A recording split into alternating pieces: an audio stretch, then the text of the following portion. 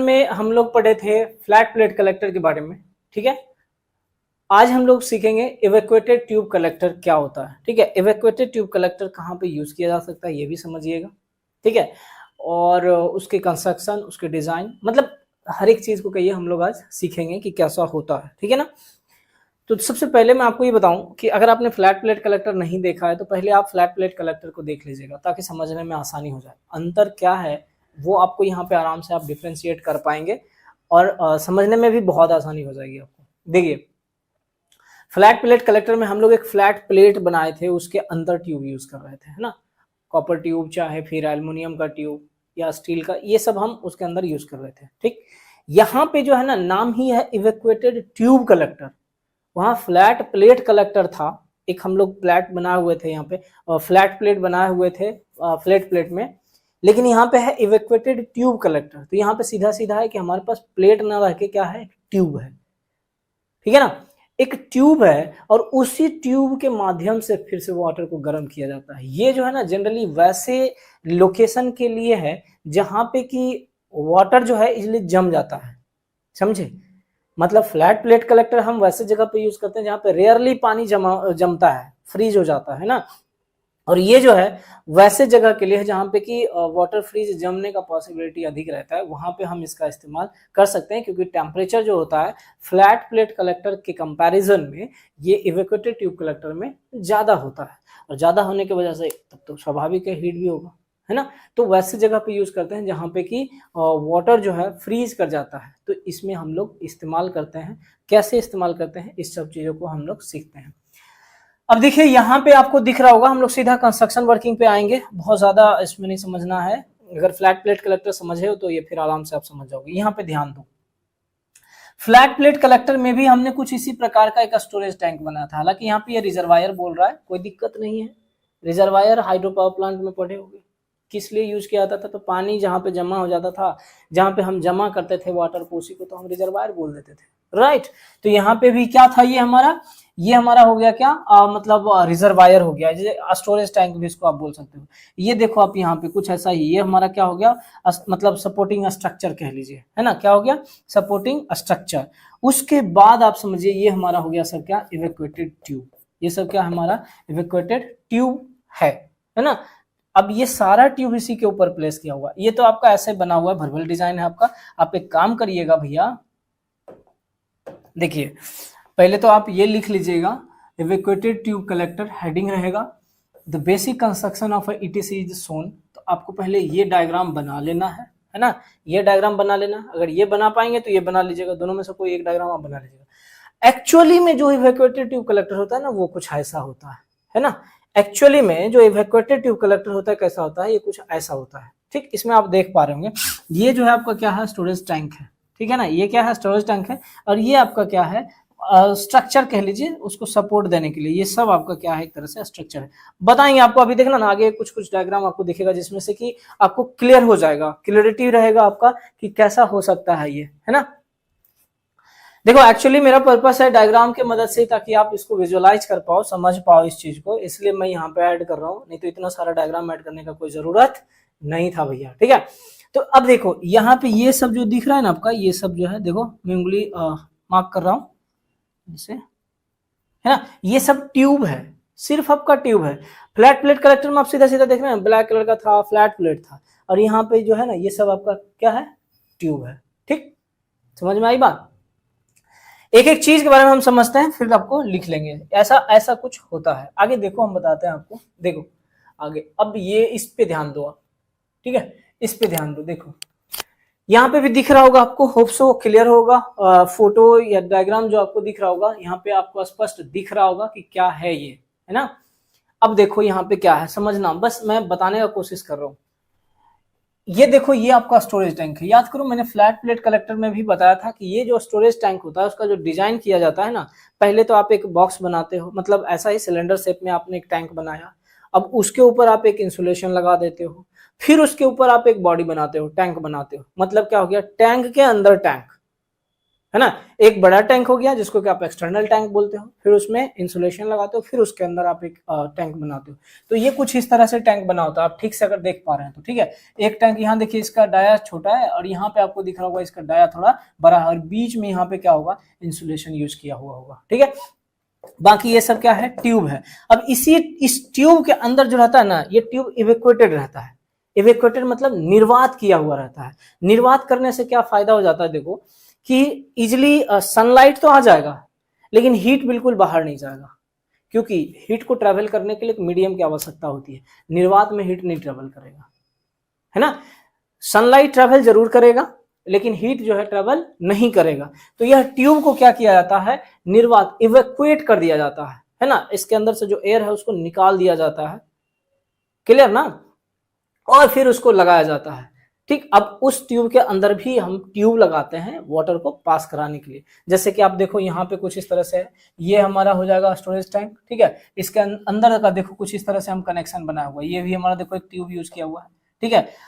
ये भी हमारा ट्यूब है, ये सब ट्यूब आपका इवेक्यूएटेड रहेगा। देखो कुछ इस तरह से आपका क्या है, कनेक्शन है, कनेक्शन नहीं रहता है, बस ऐसे ट्यूब डालना है आपको, ठीक है ना। ये ट्यूब लिए इधर आते रहेगा आपका, वाटर का यहाँ पे कहीं फ्लो नहीं दिखाया हुआ है, ये सीधा सीधा ट्यूब लेना है, आराम से इसमें डालिए, फिर ये ट्यूब लीजिए, आराम से इसमें डालिए, और फिर ऊपर कनेक्शन देते जाइए। मतलब सब अलग अलग ट्यूब हो जाएगा आपका, है ना। ट्यूब ऐसा नहीं, देखो यहाँ पे आपको दिख पा रहा होगा, यहाँ देखो ये ट्यूब आपका क्या है, अलग है, कुछ इसी शेप में बना हुआ रहता है, ठीक है। इसके अंदर यहाँ पे देखो ये वाला दिख रहा है ऊपर, तो ये हमारा क्या है, ये वाला, यही हीटिंग एलिमेंट होता है जो कि इसके अंदर होता है, ठीक। और यहाँ पे अलग अलग आपको डिजाइन से दिख रहा होगा जो कि रखा हुआ होता है ना। आराम से इसको बाहर निकालिए, फिर बाहर निकालिए, जब अरेंज करना होगा, असेंबल करना होगा, तो इसको इसके अंदर रखिए, तो फिर इसको यहाँ पे एडजस्ट कर दीजिए, ठीक है ना।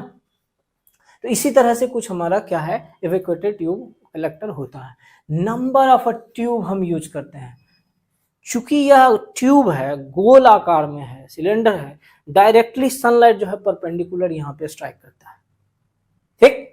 सनलाइट पहुंच जाता है, अंदर चला जाता है, अंदर जाने के बाद जो हीटिंग एलिमेंट है वो गर्म होता है, और उससे फिर से वही काम है, वाटर को पास कराना है। वाटर पास करा करके एक एंड से पास कराइए, दूसरे एंड से वाटर को क्या कीजिए, निकाल लीजिए। डेफिनेटली जब ठंडा पानी देंगे तो जो हीटिंग होगा, हीट जो हो रखा होगा, वह हीट क्या करेगा, एब्जॉर्ब कर लेगा पानी, और फिर गर्म हो जाएगा। गर्म होगा, दूसरे एंड से आप निकाल लीजिए, है ना।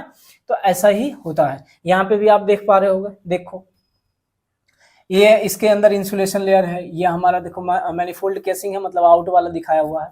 ये आपका हेडर पाइप है, सेंसर पोर्ट है, आउटलेट है, यहाँ से पानी बाहर निकलेगा, यहाँ से पानी अंदर जाएगा। अब बोलोगे सर इधर से जा रहा है, इधर से आ रहा है, तो इसमें कहाँ रहा है भैया, ऐसे आएगा, ठीक है। इसे ऐसे पास करवाते रहे हैं तो यहाँ से आएगा पानी ऐसे करके, ठीक है। पानी यहाँ से ऐसे ऐसे आते रहेगा भैया, ठीक है। इसके अंदर ऐसे पानी आएगा, अब हीट आएगा, हीट होने की वजह से पानी गर्म होगा, जब गर्म होगा तो फिर से ऊपर की ओर वो क्या करेगा, मूव करना स्टार्ट कर देगा। अभी मैं बताता हूँ आपको आगे किस प्रकार से जाता है, मैं एक और डायग्राम की मदद से आपको, ठीक है। इसको हम लोग बोल रहे हैं हीट ट्रांसफर फिन बोल रहे हैं। ये अंदर ये सब आपका जो है ना बोरोसिलिकेट का बना रहता है, जो कि मजबूत रहता है। और इसमें ये ध्यान दीजिएगा, एक बार अगर ये फूट गया, ट्यूब फूट गया, तो ये पूरा इसको आप, ये पूरा ट्यूब बर्बाद हो गया आपका, उसको निकालिए, फिर दूसरा ट्यूब लगाना पड़ेगा वहां पे, है ना। तो ये एक दिक्कत होता है उसमें। तो बोरोसिलिकेट या फिर सोडियम ग्लास का यूज किया जाता है, ठीक है ना। बोरोसिलिकेट होता है और सोडियम ग्लास भी होता है जिसका कि यूज करते हैं ताकि वो मजबूत होता है। अब यहाँ से पानी आएगा आराम से, अभी इधर ऐसा नहीं कि इधर से फिर ऐसे पास करेगा, नहीं, बिल्कुल नहीं, यहीं से पानी आ रहा है सब, ठीक है। और वापस भी यहीं से पानी जाएगा, गर्म पानी इधर जाएगा, ठंडा पानी आता रहेगा, ठीक है। और यहाँ से आप बाहर इसको क्या करिए, निकाल सकते हैं आप, ठीक है ना। तो कुछ इस तरह से ये बना हुआ था। ये देखिए आपका वैक्यूम ट्यूब है, ठीक है ना। ये स्ट्रक्चर हो जाएगा आपका, जो कि आगे अभी लिखना है। इसको हम लोग ट्यूब कैप बोल रहे हैं, जो कि रखा रहता है। यहाँ पे देखो अब क्या रहता है, ट्यूब के अंदर ऐसा कुछ बना हुआ रहता है। ये जो आपने ट्यूब देखा ना, ये वाला है ना, चाहे ये वाला ट्यूब, इस ट्यूब के अंदर ऐसा कुछ बना हुआ होता है ना। ये कुछ बना हुआ था, अलग अलग डिजाइन है, बना हुआ है, अलग अलग प्रक्रिया से आप बना सकते हैं। तो मैंने आपको क्या बोला था, अगर मान लो कि ई एक ट्यूब हो गया, ठीक है, ई एक ट्यूब हुआ, अब इसी में आपका कुछ लेयर होगा, एक और ऐसा करके हमने ट्यूब ही बना दिया। अब इस दोनों के बीच में हम क्या किए हैं, इवैक्यूएट कर दिए। क्या कर दिए हैं, इवैक्यूएट कर दिए हैं। अब यहाँ पे क्या रहेगा, वैक्यूम रहेगा, पूरा एयर खाली। अब ये वाला ट्यूब तो हमारा क्या हुआ, इसमें से आपको एक और ट्यूब लगाइए, एक एंड से पानी दीजिए और दूसरा एंड से पानी निकालिए, ऐसा भी हो सकता है। ठीक, जैसे कि यहाँ पे आप समझने का प्रयास कीजिए। देखिए ये हमारा क्या है, ट्यूब है ना, ये वाला जो आपका कुछ इस प्रकार से बना हुआ है ये ट्यूब है आपका, ठीक है, और ये भी आपका क्या है, ट्यूब है, ठीक है ना। अच्छा यहाँ पे अब ये भी देखिए, ये भी हमारा ट्यूब ही है ना, और यहाँ पे बीच में देखिए हम क्या किए हैं, इवेक्युएट कर दिए हैं, निर्वात किया हुआ है।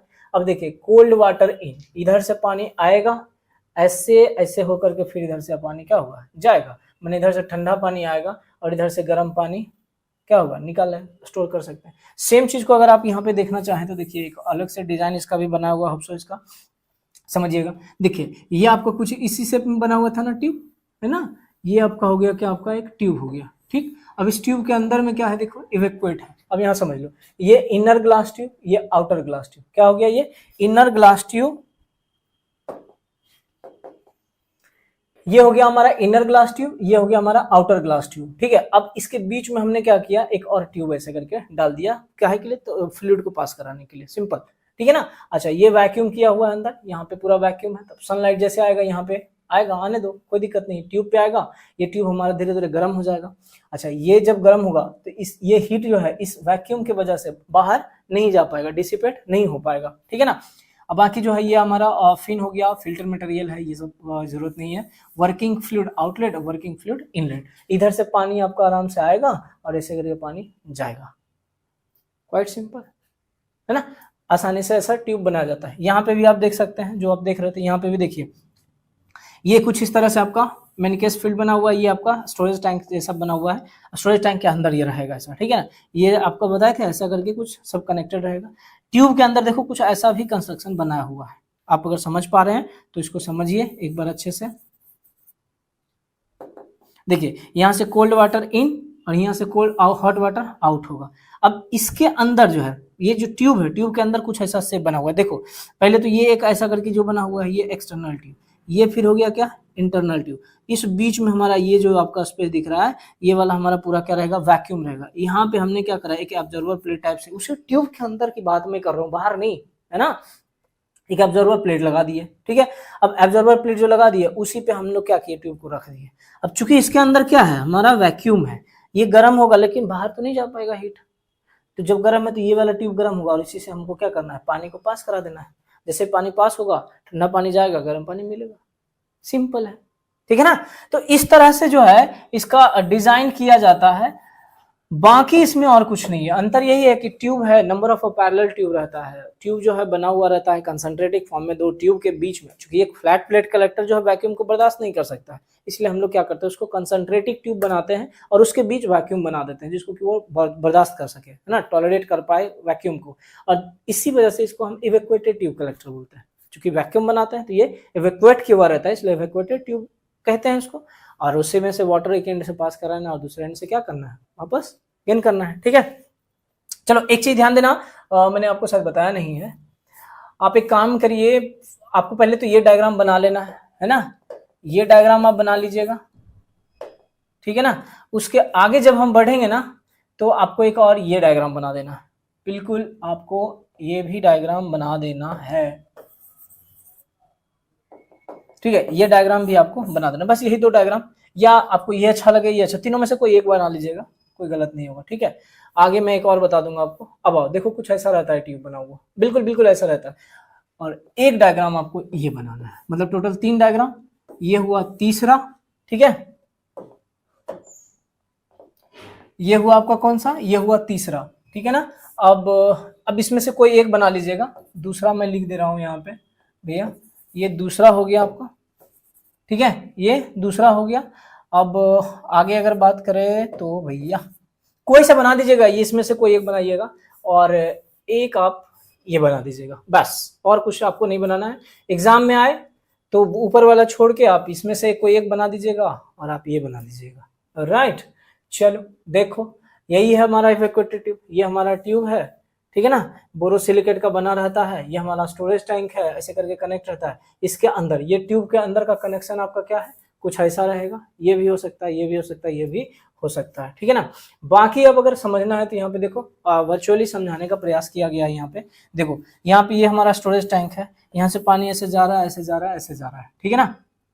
और ऐसे करके अंदर इसी में आएगा पानी, पानी आ रहा है और यहीं पे धीरे धीरे गर्म होके वापस भी जाना स्टार्ट करेगा और यहाँ से हमारा क्या होगा, पानी को इधर आप स्टोर कर सकते हो आराम से, जहाँ चाहिए आप यूज कर सकते हो। ऊपर से आप हॉट वाटर को निकाल लो, नीचे से क्या करो, कोल्ड वाटर को निकाल लो। ठीक है ना, समझ पाए इसको आराम से। चलिए अब इसके कंस्ट्रक्शन वर्किंग के बारे में हम लोग देख लेते हैं। चलिए कंस्ट्रक्शन ऊपर हेडिंग डाल ही दिए थे, डायग्राम बनाने के बाद लिख लीजिए इसको। It consist of a number of a sealed glass tube which have a thermally conductive copper pipe inside allowing for much high thermal efficiency. देखिए इसका कहने का मतलब क्या हुआ, इसमें हम लोग क्या करते हैं, बहुत सारा ट्यूब का यूज कर रहे हैं, है ना, क्या कर रहे हैं, बहुत सारा ट्यूब यूज कर रहे हैं जो कि सील्ड रहता है ना, काहे के लिए भैया, तो ताकि इसके अंदर जो है थर्मली कंडक्टिव मतलब हीट बना रहे, है ना। अच्छा, जो मटेरियल यूज कर रहे हैं कंडक्टिव है, कंडक्टिव पाइप यूज कर रहे हैं, चाहे कॉपर का हो सकता है, एल्यूमिनियम का भी हो सकता है, स्टील का भी हो सकता है, allowing for much high thermal efficiency. आगे जब हम देखते हैं ETC मतलब evacuated tube collector consist of a number of a row of a parallel transparent glass tube connected to a header pipe and which are used in place of the blackened heat absorbing plate as we saw in flat plate collector। देखो कहने का क्या मतलब हुआ, इसमें हम number of parallel tube लगा रहे हैं, क्या लगा रहे हैं, इवैक्यूएटेड ट्यूब लगा रहे हैं। ठीक है, जो कि किससे कनेक्टेड है, और जो स्टोरेज टैंक है उसके हेडर से कनेक्टेड है ना। Glass tube connected to a header pipe, ऊपर में आपका कनेक्ट किया हुआ था, and which are used in place of the black end. जैसे जो हम फ्लैट प्लेट कलेक्टर की बात कर रहे थे तो उसमें हम एक ब्लैक सरफेस ले रहे थे, है ना, हीट के लिए ब्लैक एब्जॉर्बर प्लेट यूज कर रहे थे, है ना, और उसमें ट्यूब को अटैच किए हुए थे। लेकिन यहाँ तो ऐसा कुछ नहीं है हमारा, ठीक समझ रहे हो, एक ट्यूब यूज किए हुए और उसी के अंदर हम ट्यूब रखे हैं जो कि गर्म होता है, उसके द्वारा हम क्या करते हैं, पानी को पास कराते हैं। ठीक है ना, चलो आगे जब हम बढ़ते हैं, यहां देखिए these glass tubes are cylindrical in shape. Cylindrical समझ रहे हो, सब तो आपका सिलेंडर शेप में ही बना हुआ है ना, ऐसा ही बना हुआ है ना भैया, ऐसे करके ऐसे करके सब ट्यूब बना हुआ है नहीं, है ना, ठीक। Therefore, sunlight is always perpendicular to the heat absorbing tube which enables these collectors to perform well even when sunlight is low, means cloudy या फिर कोल्ड वेदर सीजन में भी काम करेगा। मैंने बोला था आपको ऐसे कि चूंकि जो ट्यूब है आपका पूरा सिलेंडर शेप में है तो सन रेडिएशन जो होगा उस पर क्या होगा, परपेंडिकुलर होगा, तो परपेंडिकुलर होने की वजह से अधिक टेम्परेचर भी मिलेगा, और अधिक टेम्परेचर मिलता है जिसके कारण से कि वे वैसे एनवायरनमेंट में भी काम करता है जहाँ पे कि सोलर रेडिएशन कम हो, लो, राइट। जैसे कि कैसा, क्लाउडी सीजन में कह लीजिए या कोल्ड वेदर में कह लीजिए। Each tube consist of A thick glass outer tube and thinner glass inner tube. दो ट्यूब मैंने बोला, एक आउटर ग्लास ट्यूब बना रहता है जिसके बीच में वैक्यूम क्रिएट किया जाता है, एक आउटर ग्लास और एक क्या होता है, इनर ग्लास। आ जाओ एक बार देख लो, तुम कहोगे तो देखो यहाँ पे समझ पाओगे। यहाँ देखो, यहाँ देखो, ये हमारा क्या हो गया, आउटर, और ये हमारा क्या हो गया, इनर ट्यूब, है ना, ये आउटर ट्यूब और ये इनर ट्यूब। यहाँ पे भी देखो, ये आउटर ट्यूब और ये हमारा क्या हो गया, इनर ट्यूब, है ना। तो दो मतलब बनाया जाता है दो टाइप से, एक इनर ट्यूब रहता है, एक आउटर ट्यूब रहता है, इसलिए इसको हम ट्विन ग्लास भी कहते हैं। क्या बोलते हैं, ट्विन ग्लास। देखिए यहाँ पे आ जाइए, थिनर ग्लास इन और थिनर ग्लास इनर ट्यूब, मतलब अंदर वाला ट्यूब जो होगा वो थिन होगा और बाहर वाला ट्यूब जो होगा वो थोड़ा थिक होगा कंपैरिजन टू इनर वाला। का है, तो मैकेनिकली थोड़ा स्ट्रांग होना चाहिए, है ना, मैकेनिकली, ताकि ऐसा नहीं कि फूट जाए आसानी से।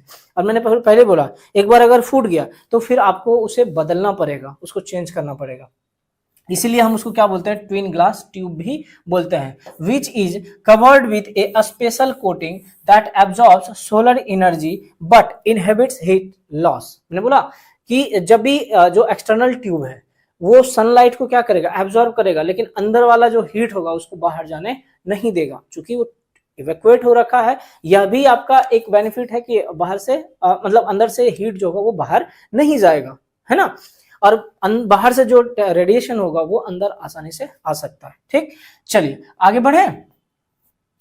देखिए अगर समझ में आ रहा है तो अच्छी बात है, नहीं समझ में आए तो दोबारा आप एक बार लेक्चर को देखिएगा, दोबारा भी नहीं समझ में आएगा ना तो आप कॉल करिएगा, मैं फिर से आपको बताऊंगा, ठीक है ना।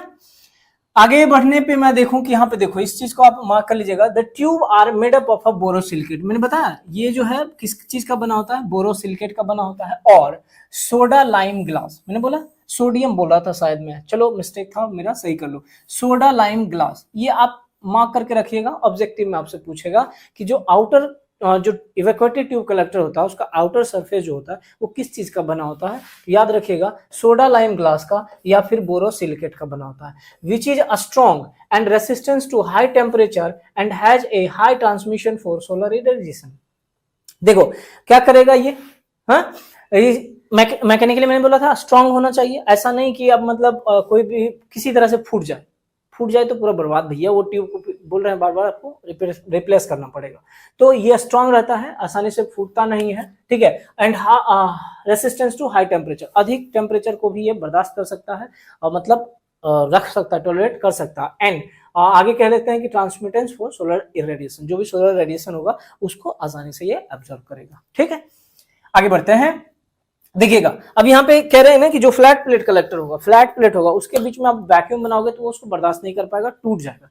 इसलिए हम यहाँ पे क्या करते हैं, दो कंसेंट्रिक सिलेंडर लेते हैं, कंसेंट्रिक मतलब दो ट्यूब लेते हैं और उस दोनों ट्यूब के बीच में हम इवैक्यूएट करते हैं, जिसके कारण से कि क्या बोलते हैं इसको, इवैक्यूएटेड ट्यूब कलेक्टर भी बोलते हैं, ठीक है। चलो तो इसमें आप देख लो, लिखो since two flat plate glass sheets are generally not strong enough to withstand a vacuum, the vacuum is created between two concentric tube, so it is called ETC। मैंने बोला था जो दो फ्लैट होगा, फ्लैट प्लेट कलेक्टर होगा, ठीक है ना, मतलब ग्लास होगा, उसके बीच में आप जब उसको वैक्यूम करोगे ना तो वो बर्दाश्त नहीं करेगा, टूट जाएगा, उसको विथस्टैंड नहीं कर पाएगा, सह नहीं पाएगा। इसलिए हम जो वैक्यूम क्रिएट करते हैं किसके बीच में क्रिएट करते हैं, तो टू कंसेंट्रिक ट्यूब के बीच में, दो कंसेंट्रिक सेम सेंटर वाला दो ट्यूब लेते हैं, उसके बीच में हम क्या करते हैं, इवैक्यूएट करते हैं। इस वजह से इसको हम क्या बोलते हैं, इवैक्यूएटेड ट्यूब कलेक्टर भी कहते हैं, ठीक है। आगे बढ़ते हैं,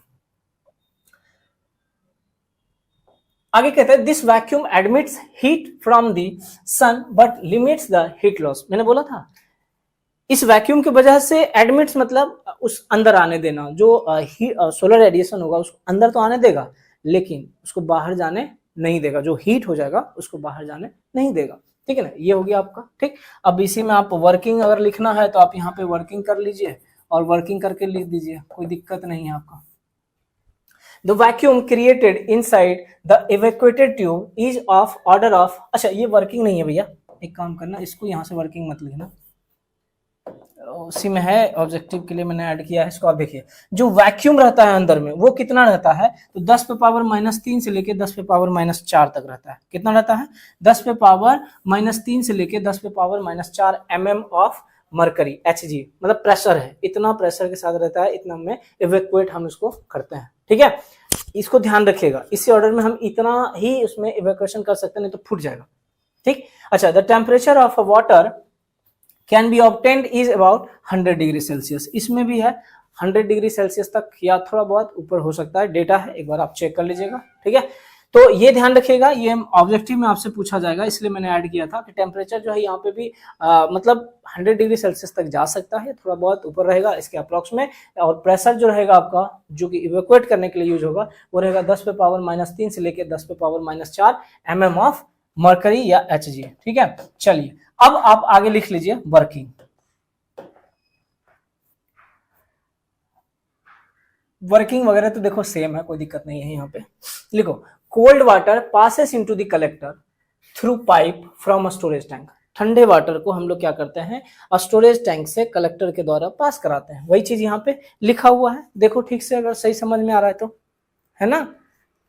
आगे हम देखते हैं the sunlight radiates on etc and solar energy is absorbed bye it. जो सनलाइट होता है वह ईटीसी पे स्ट्राइक करता है या रेडिएट करता है, जो इवैक्यूएटेड ट्यूब कलेक्टर होता है उसके ऊपर रेडिएट करता है या फिर स्ट्राइक करता है, ठीक है, जिसके वजह से सोलर एनर्जी क्या करेगा, सोलर एनर्जी ट्यूब के द्वारा एब्जॉर्ब कर लिया जाएगा, है ना, और हीट हो जाएगा। Because of this ETC gets heated, because of this, इसी कारण से ईटीसी जो होगा क्या होगा, हीट हो जाएगा। The vacuum between the tube inhabits the heat loss so it remains hot. अब चूंकि जो अंदर का जो हीट है वो तो बाहर डिसिपेट नहीं होने दे रहा है ना, जो इवैक्यूएटेड ट्यूब है वो आसानी से तो लॉस नहीं होने दे रहा है। अब जब लॉस नहीं होने दे रहा है तो अंदर क्या रहेगा, हीट रहेगा। Cold water started to heat, जो कोल्ड वाटर आप पास किए हो यहाँ पे, है ना, वह कोल्ड वाटर धीरे धीरे क्या होगा, हीट होना स्टार्ट कर देगा।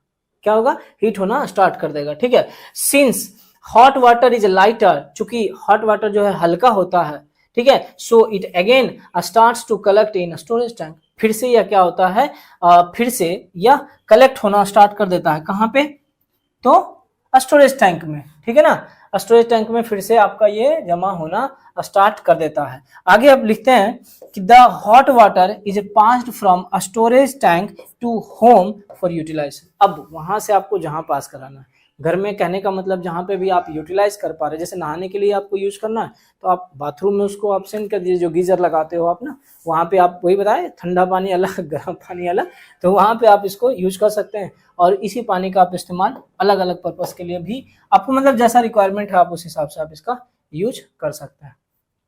ठीक है ना, चलिए तो ये था आपका क्या, working.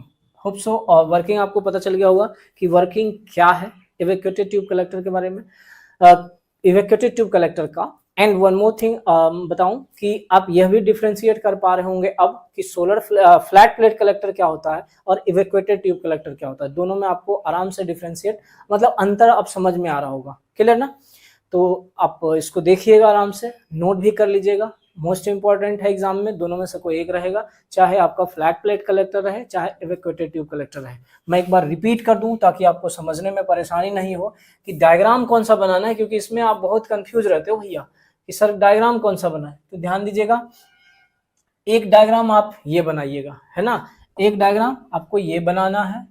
And after that I am saying इसमें से कोई एक बना लीजिएगा, जो आसान लगे आपको बना लीजिएगा, कोई दिक्कत नहीं है। ठीक है ना, कोई सा एक बना लीजिएगा इस तीन में से, चाहे ये आसान है तो ये बनाइएगा, ये आसान लगे तो ये बना लीजिएगा।